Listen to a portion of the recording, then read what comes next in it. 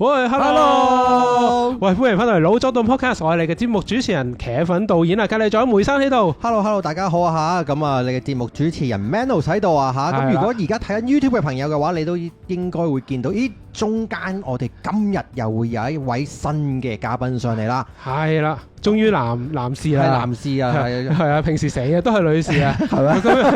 今日我哋多多嘅 Danny 喺度。好，你好啊，係我係多多 Danny，係啦，就係多多 Asia Limited 嘅創辦人。係啦，咁啊多多唔係狗仔個多多，係 DOT 啦。係啊，dot 啦。咁我頭先讀得比較差嘅，係啦，希望大家就唔好介意啦。唔係狗都好嘅，係啦，用耳機喎。係啊，嚟行緊九運啊嘛，而家。好，咁點解邀請Danny 上嚟做個訪問呢？原因係咧佢今年啦，亦都係榮獲咗呢個創業家嘅品牌大獎嘅其中一位嘅創業者啦。咁所以特登邀請佢上嚟咧，同大家分享一下一啲嘅創業嘅路程嘅，咁同埋俾我哋八卦下佢嘅經歷啦。係啦。咁所以頭先咧都有喺咪後邊咧問 Danny 啦，問 Danny 一啲問題就係，咦，其實做多多之前你係做啲乜嘢㗎？咁原來佢都有講過咧，就係話原來打咗工，即係打咗工大概1年左右就已經出嚟創業㗎咯喎。係啊，嗰陣時係打工係做啲咩㗎？做運輸啦，細個唔讀書，大個就做運輸咯。係運輸揾好多，以我所知近排。而家係，以前係咪？因為以前唔係㗎，以前就好即係人哋叫你去做，咁咪去做咯，跟住做咯，咩貨咯。咁其實都係揾幾百蚊一日到咯，咩貨咯。係幾百蚊一日都好好啊，喺當年。係嗰時係當年幾百蚊一日都好似好勁㗎咯。好過多過揸的士啦。OK， 2至30% 到啦。咁除咗運輸咧，仲有做啲咩？做咗運輸2年到啦，跟住就其實就覺得，唉，咁後生做咕喱嘅話，其實都幾核突下嗰情況，又唔着衫，又周圍走咩況咁。唔着衫係你取捨嚟嘅呢個，唔一定所有咕喱都要唔着衫嘅，係啦，冇呢個必要性喺度嘅，因為係咁事實上都好似好代表性嘅，唔着衫就。如果身材好，唔着衫就型嘅。唔係當年係㗎，當年身材 OK 㗎。後生都唔會太過咩啦，同埋做呢一行咁勞動比較即係大嘅話，我身材 keep 得好好㗎。我即係 keep 住都係咁。我當時瘦過你嘅，一件變2件，而家就同埋因為咁大嘅即係體力活嚟㗎嘛，咁所以你一定會大隻咯。得好啲，其實我覺得做運輸嘅朋友，佢哋啲肌肉係靚過做 gym 嘅朋友。係，但係佢哋都有24/7同埋 physical 嘅會籍係咪？冇錯，佢哋唔係，佢哋主要去沖涼嘅啫，就唔係去做 gym 嘅。Sorry。係。好啦，咁但係去到創業之前，你應該就唔係運輸啦，係咪？咁創業之前係有咩契機咧，或者做緊啲咩工你諗住創業咧？做過酒樓啦，做過餐廳。啱啱第一份工。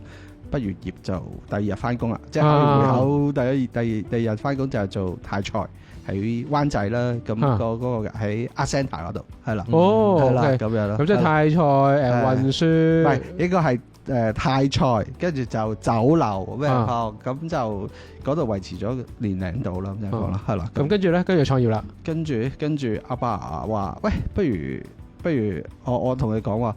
我要儲30萬都唔知儲到幾時，係啦，咁啊不如，揾啲乜嘢都做啦，咁就係啦。曾經都有諗過做小販嘅咩況，不過小販成日俾人拉咁啊，跟住啱啱嗰陣時18歲，咁啊準備考埋嗰牌，跟住就做運輸，考車牌，係啊，考車牌，考貨車牌咁樣咯，咁就真係好戇居膽大啊！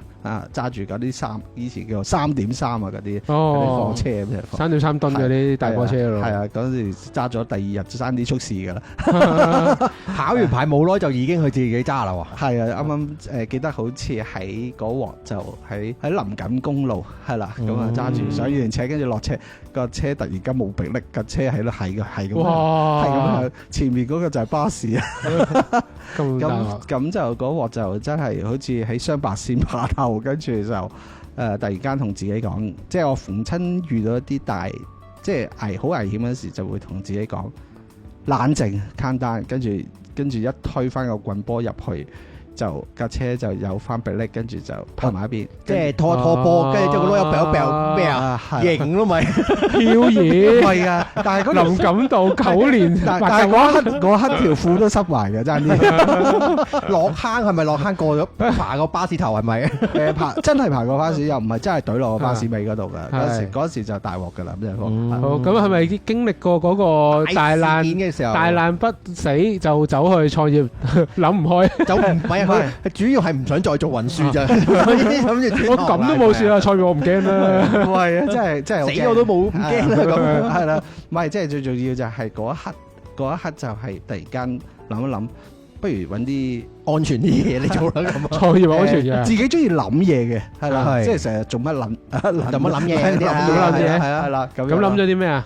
諗咗冇啊！啱啱個同學仔就介紹咗一個朋友仔，咁啊佢係做啲 3D 嘅，咁啊即係叫產品設計嘅。咁啊嗰陣時因為細個嗰時睇過有一集係鏗鏘集嘅，講一個好出名嘅設計師，係啦，嗰個叫鄧繼強，鄧咩啦，好出名嘅，係啦。咁就見到佢 3D 嗰啲嘢咧，好中意，咁啊跟住就不如我自己嗰時最叻就係拗單，嗰時我哋去拗單就喺啲工廠區嗰度咧就洗樓，咁就逐間去揾啲電子廠嗰啲咧，喂要產品設計啊咁樣放，咁啊其實都幾容易嘅，因為嗰個需求都好細，唔係需求好大，但係提供嘅人好少，因為嗰陣時因為產品設計都仲係即係唔係而家嘅年代好容易做到噶嘛，而家出個 flat 就有啦，而家都仲係一個專業嚟噶嘛，係啊，嗰陣時由 sketch 啊，可能跟住就marker 啊咁樣去做咁樣放，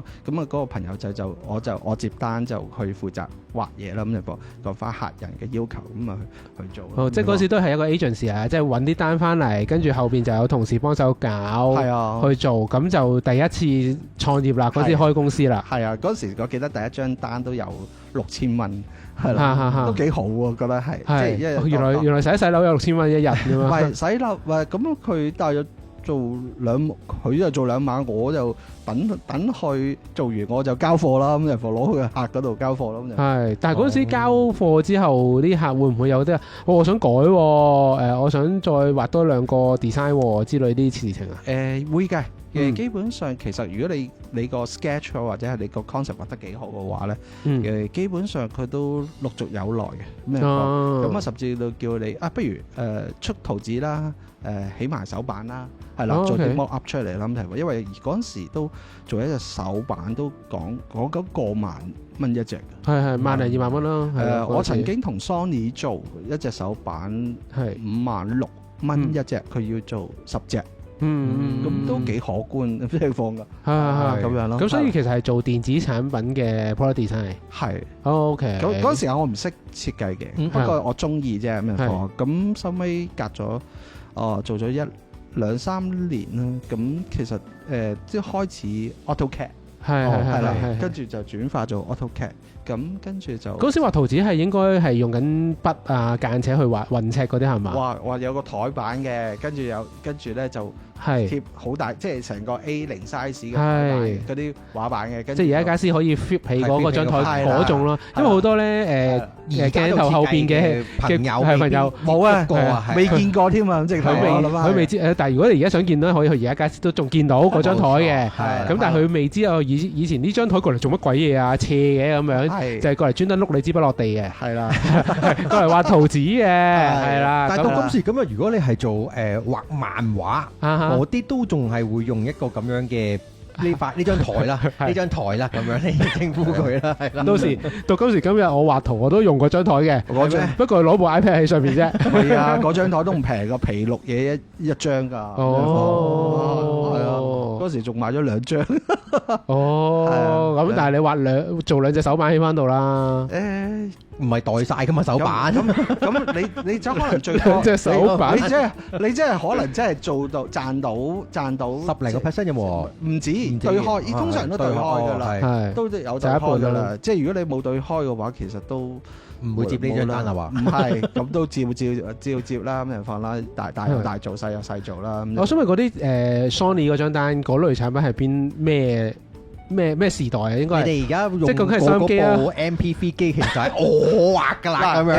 劇 set 帶嚟啦，Sony 嗰啲嗰啲 Discman 啦，咁你講啦，嗰啲 Boom Box 啊，同埋 Boom Box 即係嗰啲好大嗰啲劇 set 機咧，哦，左右喇叭嗰啲咧，即係人哋 TV Pop 擺個膊頭嗰個 Yo-Yo，係咯，就係嗰種 OK 嗰啲啦，同埋所以就算 Sony 一間咁大嘅公司都要揾你哋去畫嘅話，嗰陣時係咪都叫做喺行裏邊都叫做有啲名咧？同埋即係Sony 大家都知係個Sony 唔會俾你公司啦，Sony 唔會俾我哋畫嘅，係絕對好老實嗰句，我哋只係幫佢將佢哋做佢哋嘅設計做手板，因為我哋去俾嗰個手板嗰個費用咧，就係如果我哋去俾5隻或者10隻，就即係佢哋一隻日本人做嘅手板就等於我哋10隻嘅手板。就等於而家啲手板點解全部翻晒大陸嚟？因為香港做一隻，跟住大陸做10隻，做一打。係啦，所以同埋嗰陣時就好多嘢都睇圖紙要靠即係一啲老師傅啊。先做得比較上精準啲，佢哋達到佢哋要求嘅尺寸，因為佢全部用晒 L 尺啊，唔係用電腦撈啊 CNC，即係後期先開始先用電腦撈咯。好啦，咁跟住做完嗰個手板 Product Design 嘅工作之後，咁下一單就係創業係做咩啊？做咩公司啊？跟住都做咗廿幾年咯。做 Product Design 做廿幾年，係啦，咁。係咪最後點解唔做咧？係咪因為兩個 partner 終於鬧交？成日都話夾份創業都會鬧交收場㗎嘛？其實我冇 partner 嘅，咩人放嘅？係不過我喺第3年嗰時我就開始自學。即係跟住，即係有可能我哋嗰時去到由 AutoCAD 跟住就再去一個 3D 就軟件就係叫做 Pro Engineer。Pro E，即係可能。當年你應該嗰個時間，我係讀緊 design，SolidWorks 啊咁樣放咁。Pro E SolidWorks 係啦，咁我就開始就自學，跟住去做，因為始終你駕馭唔到嗰個質量嘅話咧，其實就好容易喺嗰一刻咧做一個就一個。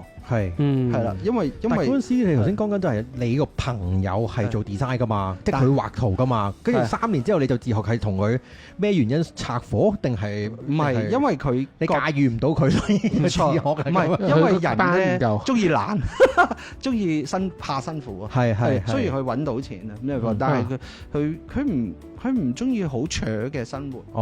所以即係藝術家脾性嚟嘅，所以我哋就要自己請人去做咯。咁樣去即係佢哋出 sketch 咯，我哋就標翻個 model 啦，咁就放，跟住再 rendering 啦。嗰時就 3D Max 啊，3D Max 3D rendering， 3D rendering 去做咯。咁我就做下就做咗成23年，係咯，做咗23年。咁最後23年有啲咩原因就唔做啊？定係都仲做緊啊？其實就真係冇做，原因唔做其實就係因為第一。我覺得應該要挑戰下，即係幫人攞到咁多獎啦，咁就放賣咁好賣，咁不如整啲設計出嚟賣，自己標個 brand，跟住去賣下咯，咁樣咯。有 OEM 跟住變咗 OBM。係啊，因為基本上我自學嗰時就係由設計做到生產，起模點樣 production，其實都成個環節都好熟悉㗎啦，已經係啦咁樣。咁做咗啲咩產品出嚟賣啊？做咗個喇叭仔啦，今日都由大個路抄翻啲10幾年嘅 catalog 啦，咁啊都做咗一啲喇叭仔啦，即係放咁都攞過啲Red Dot 啊、IF 啊、Good Design 嗰啲獎，咁全部都係啲國際級啦，咁就放嘅獎。但係我可以形容下俾聽眾，因為佢哋未必有影像啦。咁係類似一個冬甩型嘅喇叭啦。咁喺當年嘅時候，應該就係即係你而家好明顯就成日見到 Zoom meeting 嘅會有個盒仔擺喺台面啦。咁但係當年嘅話，都係一個比較前衛嘅形狀去做一個喇叭仔嘅。係啊，咁嗰陣時我都有賣過去俾澳洲 Nokia 做 Souvenir 嘅，係啦，即係呢一對可以扭得嘅喇叭啦。呢個我見過，一個黑色嘅盒啦，應該撳個掣係會升起嘅。係啊，我見過。你真係見過啊？咁我真係讀過得 design 㗎嘛。係啦，咁樣咯，所以但係呢啲就真係好消耗你嗰個腦筋啊，同埋即係叫做又係咁諗啦，不停咁諗，咁啊跟住就瀨咗啲嘢啦，係啦，瀨咩咧？瀨咗嘢就突然間行唔到，即係行唔到，即係諗唔到有新嘢出啦，已經老鼻塞係隻腳真係行唔到，真係講緊行唔到，隻腳真係行唔到。我係形容你腦閉塞呢樣嘢叫行唔到落去啫，原來真係點知突然之間行唔到落去。笑咗呢個嘅，係因為呢度有一個好大嘅身體嘅情況，係所以其實嗰時都幾擔心下嘅。行唔到個情況係點樣？係突然之間起身一日行唔到啊？定係痛下痛下去到一日就行唔到啊？突然間起身行唔到，真係行唔到，好似死啦，中咗風，瀨咗嘢咁啊！即係之前係完全冇症狀嘅，突然之間一瞓醒，一踩落地就冇力啊！係啊，即係好似癱咗咁個，係起喺落床都落唔到，落唔到㗎，即係你好似隻腳冇晒力咁，直頭。咁當時嘅處理應該就即刻報警睇醫生，即係 call 白車之類，係咪？咁呢個一定係過程，每個人嘅過程嚟。係。咁但係個問題就係，即係我個立場都試過好多方法。咁啊，好似而家啲客人咁樣個狀態就係乜都試啦，咁乜都醫啦咁樣。最後就其實我自己都因為都識得一啲德國嘅設計師，咁係有啲咩方法可以解決？咁我話你試兩盒，我話得唔得㗎咁樣講？喂，等先，德國嘅設計師叫你試兩盒，嗰兩盒係德國嘅我哋而家做緊嘅產品德國膠原，佢係即係硅膠原。佢話呢隻產品都喺德國嗰邊都唔錯，不過係咁啊，我哋就話試下啦咁樣講。OK，咁所以就德國嘅設計師就交咗兩盒產品嚟，咁你就翻去試下啦。就係因為行唔到，佢係有幫助嘅咁樣。咁啊食咗兩盒，咁啊真係行得翻。OK，咁其實嗰個食咗兩盒行得翻，嗰個感覺幾好咁樣。我都其實我自己都好感恩嘅咁樣況，因為我都可能我哋即係呢代嘅人都可能受到阿媽嘅熏陶啦咁樣況啦，咁啊都好中意，邊個幫過你，幫翻人啊。咁就覺得，既然都做咗。呢度都冇乜成績，係啦，冇乜效果，即係開頭係賺嘅，跟住就舐落去啦咁樣放啦。咁啊，所以點解會舐咧？因為你做咗啲靚嘅 product 啦，咁又攞獎啦，咁但係個伏位喺邊啊？伏位係我唔識做 marketing，唔識做 marketing，永遠都即係可能 OEM 咗個牌子俾人哋，人哋又夾硬好平咁抌出街啊咁，但係質量係好好嘅，係因為都好多一啲嗰啲音樂嗰啲評估嘅雜誌嚟講，以咁細嘅喇叭仔嚟講係5星嘅，5星嘅。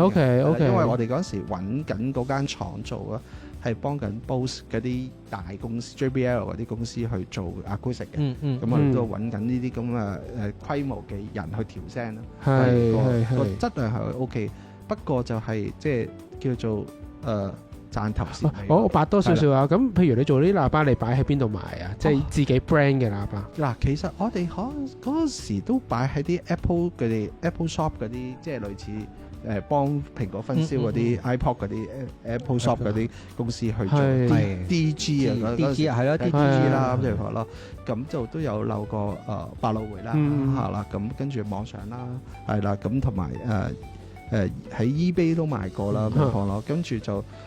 又同一啲即係東方海外啦，即係以前特首嗰間公司做啲 Sofia 啦咁樣放咯，咁都 OK 嘅個數量，但係個問題就係冇啊！真係身體有事嘅話，即係你都唔好夾硬強求咯。咁啊，所以索性就代理一隻產品翻嚟香港啦。又唔係代理，又係創另一個牌子啦。咁啊變咗就真係度咯咁樣講咯。係咯。OK，即係你冇經歷過代理就直情喂，你隻嘢幾好喎咁樣，跟住我就做隻 brand。唔使㗎啦，因為你講真啦，你作價衣裳嘅話，你攞咗人哋嘅牌子，跟住你一起咗嘅話，人哋就收翻你㗎啦咁樣講。喺呢個其實都係好多同學仔嘅迷思嚟嘅。冇錯，係啦，個迷思就係好多同學仔話。我代理咗某隻產品喎，咁我抌錢落去做 marketing 啊，咁樣，咁通常點樣算呢？因為就係好驚，好似 Danny 頭先講嘅就係，喂，我幫佢做起咗，我可能同佢簽咗2年 exclusive，咁佢2年後你做起咗佢就收咯，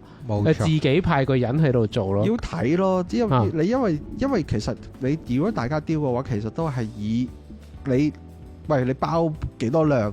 我就俾你咯，譬如放就係咁樣咯。你甩咗呢啲樣嘢嘅話，你承擔唔到呢樣嘢嘅話，你就要自負噶啦。譬如放咁如果好似你咁樣，你真係 create 一隻自己嘅 product 去做自己嘅產品，其實你都要做 marketing 㗎。咁你點樣去，或者有啲咩要注意嘅地方咧？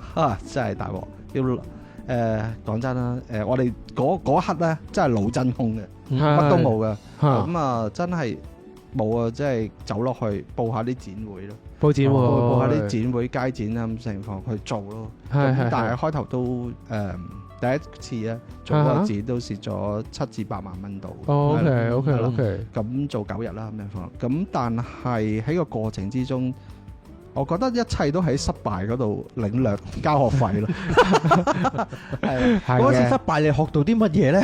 學到人哋邊個成功嘅就抄邊個咯。咁嗱，以翻嗰一場嘅展覽嚟睇啦，係當場入邊，你覺得邊一個係最成功啊？一個咩產品啦，唔好講個牌子出嚟啦。乜嘢最成功啊？係多人圍，我哋到嗰陣時嗰刻唔知嘅，真係邊個多人圍就嗰個就成功啦。係啊，咁你見到佢哇好成功啊，好多人圍住嘅時候，咁你即刻點樣啊？定係下一次嘅時候，照跟去嗰個方法咧，即係我隔離，因為都係賣一啲護踭嘅手保健嘅護套啦，器具嚟嘅，佢淨係戴上去嗰啲嘅係。咁佢其實佢個方法就攞住支大聲公大聲講香港醫院採用乜咁樣成件事，咁就做咯。咁人哋大聲，我又大聲咯。係因為你喇叭最多啊嘛，咁所以你完全唔使驚。我嗰時冇喇叭。我真係大嗌㗎，真係好大聲㗎，係啦。佢點解你唔攞翻之前自己 design 嗰啲喇叭出嚟？又啲聲又靚，嗰啲發唔到圍嘅，嗰啲只可以喺呢啲空間嗰度先發到圍嘅啫。因為人哋個喇叭真係好大聲咯。戶外同戶內係兩回事嚟㗎，係啦。首先要記得呢樣嘢先咩貨。但係如果你話喂，我冇資源，好戇居嗰陣時，講真係要自救咁樣。係咁，你經歷完嗰展會點樣去繼續行啊？冇啊，不停咁擺展會咯。不停擺展。係啊，因為有好多人教你，喂，揾代言人啦，買廣告啦，係啦，我點樣幫你做 Facebook 啦？嗰時就真係有好多人唔同啊。跟住我拍檔話冇錢喎，咁樣放嘅喎，我冇錢，我話佢點做？冇啊，落街跑咯，跑到幾多就得幾多噶啦。咁就話你冇諗嗰啲 Facebook 嗰啲剩嘅咧，我哋冇依個資源去做噶啦。咁就講係啦，咁咯，係啦。咁去到開始有個轉位啦，就係轉虧為盈啊，或者你覺得都唔錯喎。咁有冇啲咩古仔可以分享下咧？真係呢個真係其實咧係好悲慘嘅，真係呢一刻因為其實我自己相信啫，嗰陣時嗰個產品，我覺得自己得嘅，但係人哋知係真係市場唔知得唔得嘅。係啊，咁其實喺個經歷嗰陣時就睇到啲客過咗1個禮拜之後，喂，我想再買喎。咁呢個就係我最大嘅信心咯。Okay. 即係呢個係令到我繼續可以行前嗰個因由咯，因為講真你冇資源咁樣搭細仔做一個就一個嘅話，你好麻煩嘅。係啊係啊。咁但係我呢個產品就堅信到成件事，因為可能我覺得可能我個人由細到大都幾中意幫人。係其實啱我性格嘅，係真係啱我性格。點解呢？我記得我細路。你記得而家僆仔賣旗嘅，薄切切去就薄切切翻噶嘛，係咪先？咁我哋唔係嘅，嗰陣時我哋賣旗咧，薄切切去咧就米袋咁着卜唔翻嚟。點解咧？我個人就係咁樣。我人個態度就係，即係如果老師俾咗個使命你，喂，你幫我賣多啲旗，去幫多啲人，咁就係咁樣啦。我 expect 你係有啲咩特別嘅技巧做銷售，點樣可以賣旗賣到米袋咁樣？西裝嘅，跟住又拎住啲公事包嘅男人，你就打橫攔截住佢，湊住個仔嗰啲咧，9成都會攞2蚊出嚟嘅。冇錯啦，唔係真係勤力同埋一個熱誠去打造出嚟嘅。OK 咁樣咯。好，咁你除咗擺展，即係去到中期，你話落去跑啊嘛，咁有冇啲咩技巧可以分享下？其實真係好多技巧啊，係啦，咁由抄人哋點樣做，跟住就喺度諗應該點樣做，同埋我哋要定位，因為我嗰時有6款產品，唔知邊款產品好。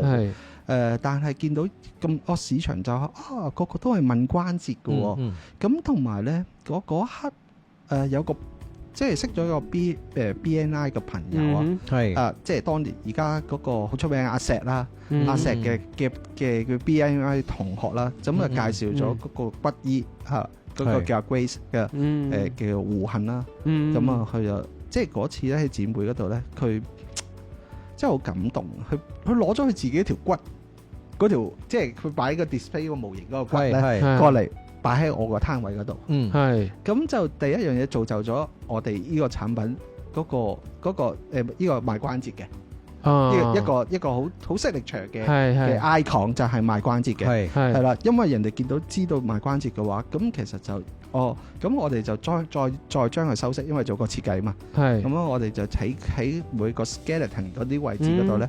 咁啊穿一條 LED 落去，令到佢發光，咁就更加搶眼，更加搶眼。咁呢個就到而家嗰條骨都仲喺度嘅，仲喺度。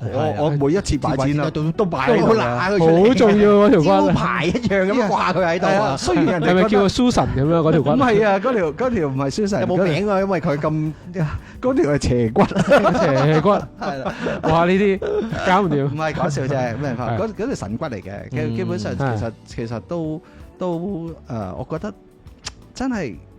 起碼我做咗12年，冇人夠膽再抄我呢條呢個色力場咯。OK，即係其實就攞條骨嚟做一個展會嘅引流啦，咁啊令到人個更加認識嘅產品 capture 到就令到你可以知道呢個 booth 究竟係搞緊啲乜嘢，買緊啲乜嘢啦。咁第二個階段就係喂。其實出邊都市面上乜神史萬靈啊嗰啲咧，都好多競爭對手，好多關節產品咁樣咯。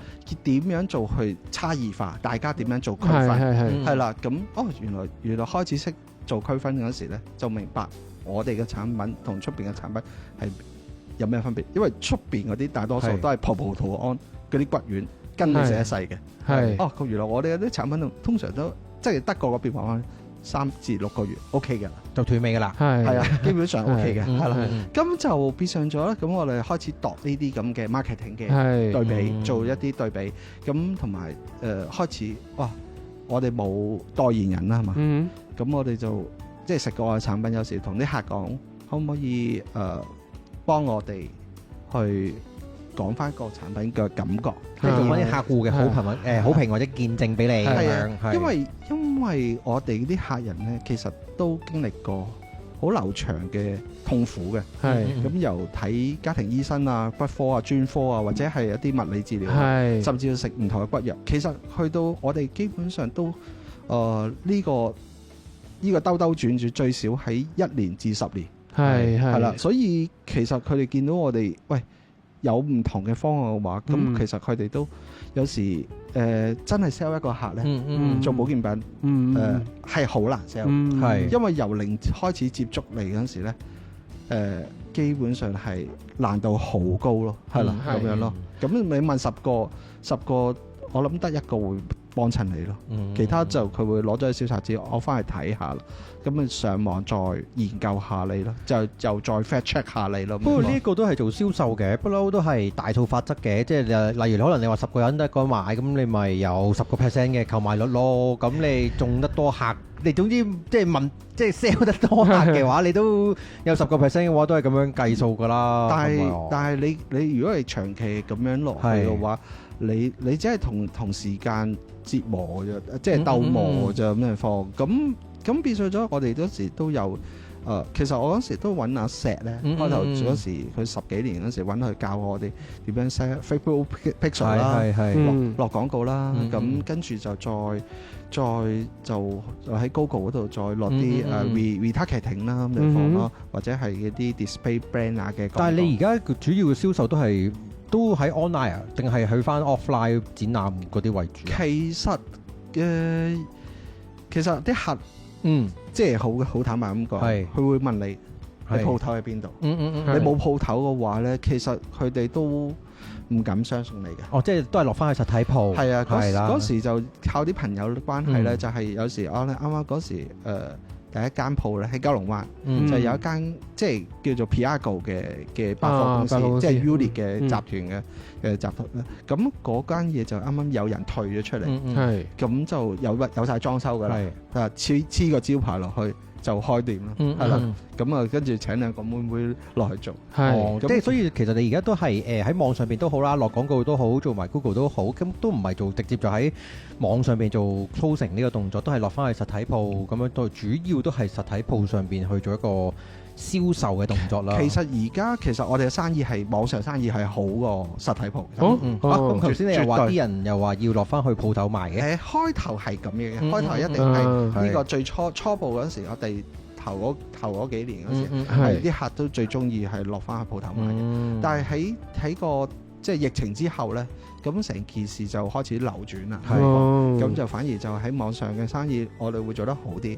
咁同埋嗰個 marketing，因為已經累積一定嘅，我諗 testimony 我都有100幾廿個嘅顧客去講個故事，咁變成咗去砌啲組織。咁我又係抄下人哋啦，即係我睇到某個牌子佢條片做得幾好，咁我又揾唔起明星，咁我就攞我啲客人嘅 testimony 砌翻條片出嚟，咁效果都幾好。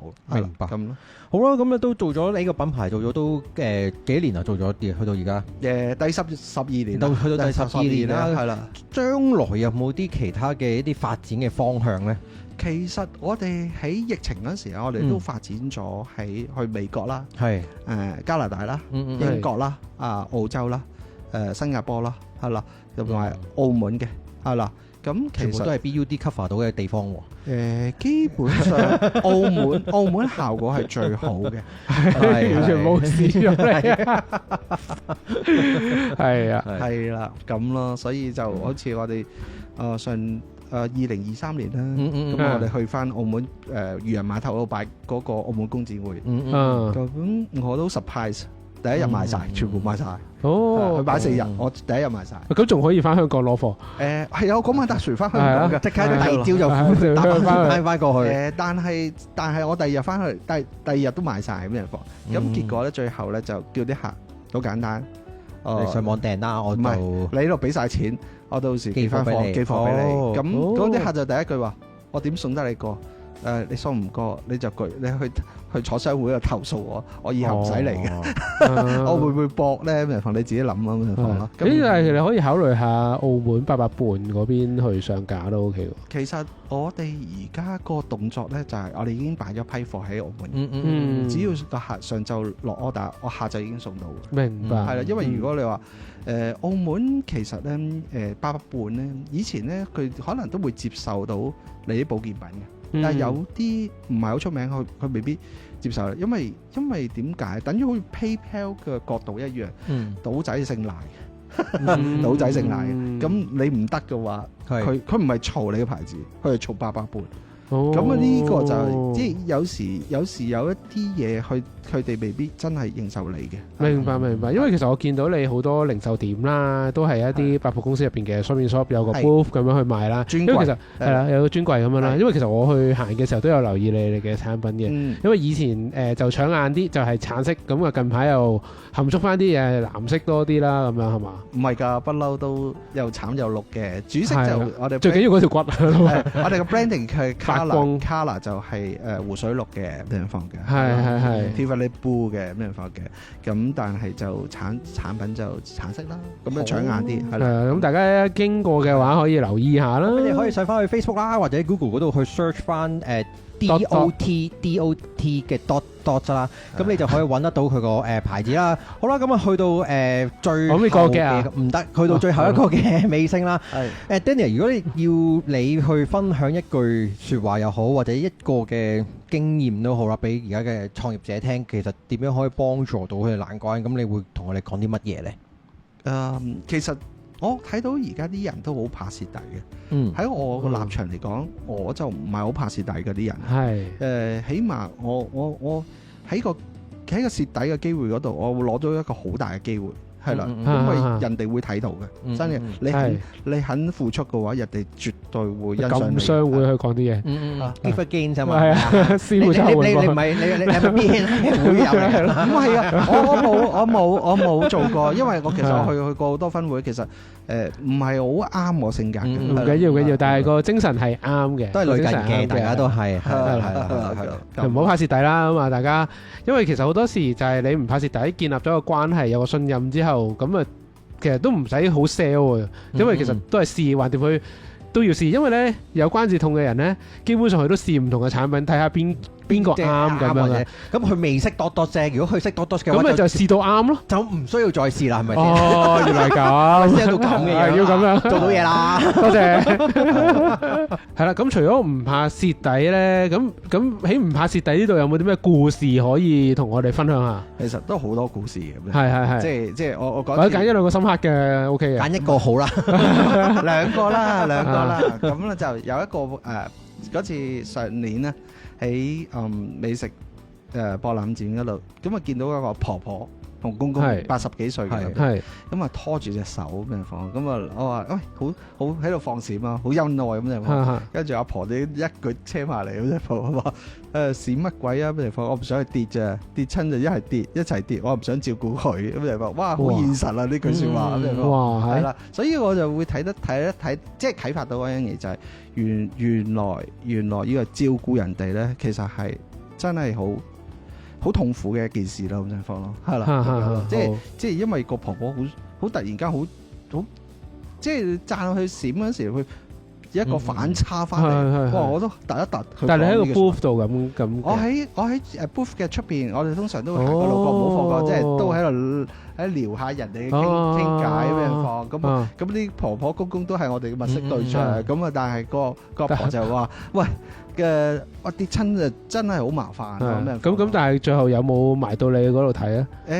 冇啊，冇，即係就咁走咗。其實就只係佢講完就算咗，冇話要特登去埋，因為佢都已經好似唔知點咯。即係我覺得係嗰一刻係好似無啦啦俾人嚼鬧咗一鑊咁樣嘅。OK，好，第二隻股係。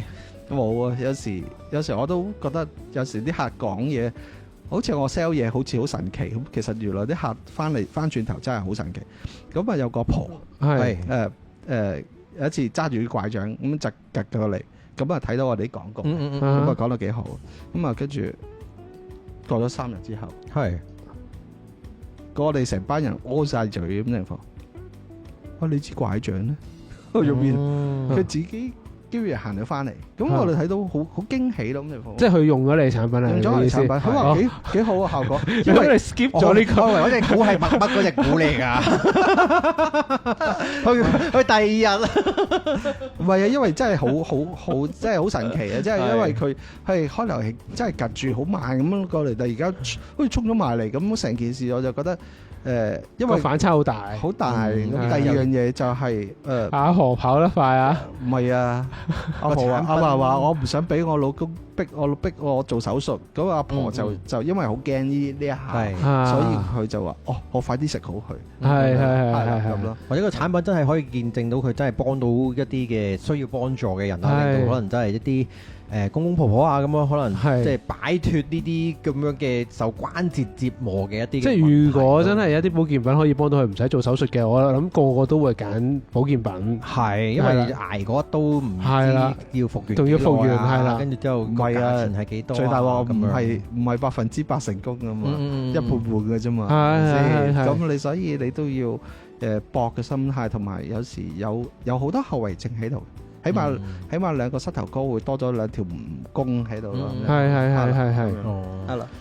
好啦，咁今日嘅節目嘅時間嚟到呢度差唔多啦。咁如果你想知道關於更加多嘅一啲嘅資訊嘅話，咁啊上翻去 Facebook 啦，或者上去 Google search 翻佢哋嘅網站啦。我係都唔俾你講。我係好想講，我想講。好啦，咁今日集亦都非常之多謝 Danny 上嚟接受我嘅訪問，跟住就同我哋分享佢嘅創業嘅一啲嘅經驗啦。係啦。咁啊，希望大家中意呢一集啦。咁啊。記得 CLSS comment like subscribe share 一啲創業又好啦，或者關照又好啲唔舒服嘅人都好啦，咁樣可以聽下今日嘅節目去理解一啲經歷啦。好，咁今集係咁多先啦。好啦，拜拜 ，peace out。